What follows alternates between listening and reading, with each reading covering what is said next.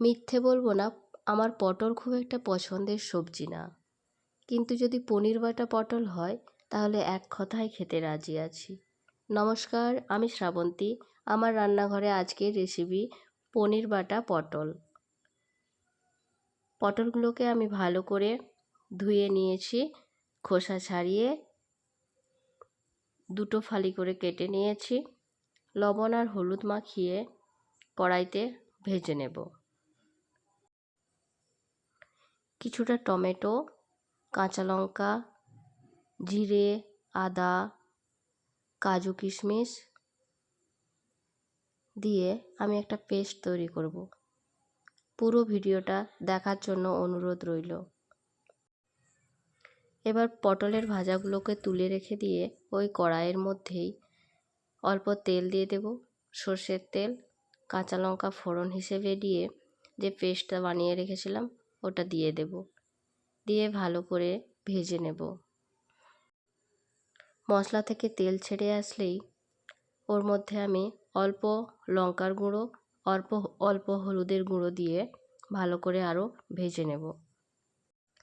এরপর ভেজে রাখা পটলগুলো এই মশলাটার মধ্যে আমি দিয়ে দেব।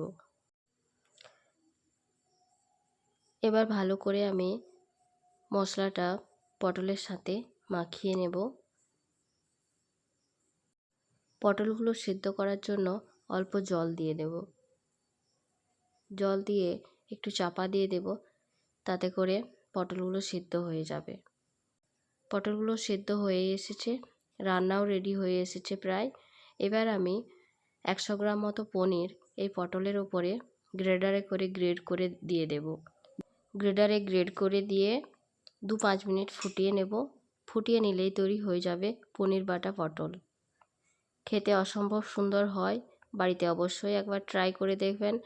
আর যারা ট্রাই করবেন তারা কমেন্ট বক্সে লিখতে ভুলবেন না কেমন হয়েছে আমার রেসিপি।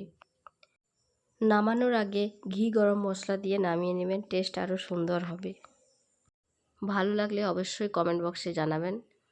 আর যারা নতুন আছেন, আমার পেজটি এখনও ফলো করেননি, তারা অবশ্যই ফলো করে রাখবেন নতুন নতুন ভিডিও পাওয়ার জন্য।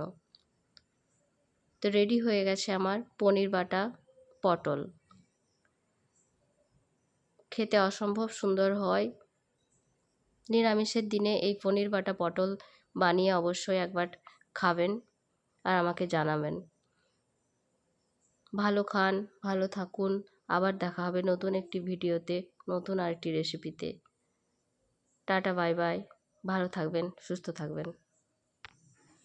পুরো ভিডিওতে আমার সাথে থাকার জন্য অসংখ্য ধন্যবাদ।